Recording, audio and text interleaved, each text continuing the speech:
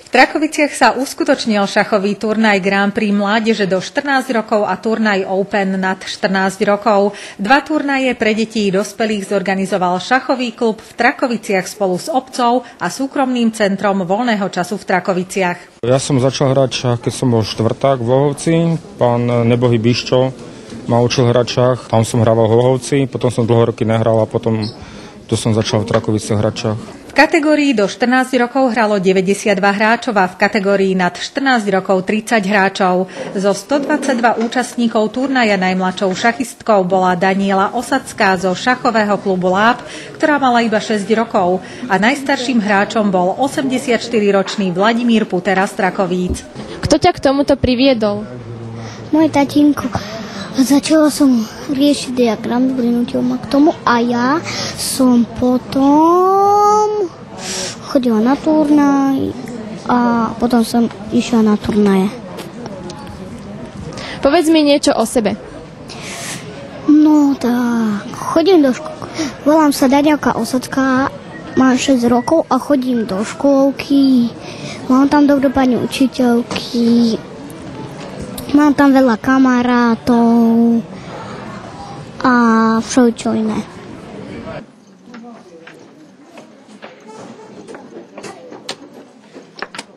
Šachy hrám od malička, jak sa tak vezme od 4. triedy ľudovej, ako nás naučil pán učiteľ nejaký Očkovský, tu učil z Bučian, nás naučil hrať šachy a od tej doby sa venujem šachom. Bola to moja záľuba. Dosiahol som 2. triedu šachovú, neviem, teraz sa to ináč hodnotí na nejaké body, lebo jak sa to volá, ja neviem. No a hrával som za kluby, za Hlohovec som hral Lokomotívu, Leopoldov a za Slovlik Leopoldov. No a keď som išiel do dôchodku, 24 rokov som už šachy nehral. Teraz po 24 rokoch hrám prvýkrát. Tento už druhý ročník sa započítava do celoslovenského cyklu šachových turnajov o Grand Prix mládeže. Objavili sa na ňom zvučné mená Samir Sahidi, majster Slovenska v šachu do 8 rokov, 2-krát tretia na majstrovstvách Slovenska v šachu Eva Mesárošová a Jana Kahancová, majsterka Slovenska do 12 rokov a druhá na majstrovstvách Slovenska do 16 rokov. Kto ťa k tomuto priviedol? Môj otec hrával a spýtal sa ma, že či ma baví rozmýšľať nad rôznymi vecami. A ja som zo zaujímavosti povedala, že áno, a tak odvtedy sa tomu venujem od 6 rokov, takže vlastne otec ma k tomu priviedol.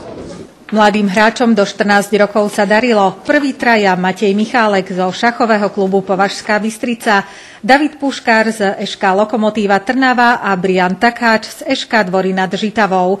Prvý traja na turnaji Open nad 14 rokov zvíťazil Pavol Malár zo šachového klubu Zentiva Hlohovec a za ním sa umiestnili Matúš Kolaniak z ŠK Lokomotíva Trnava a Tomáš Lančarič z ŠK Dvory nad Žitavou. Srdečne gratulujeme.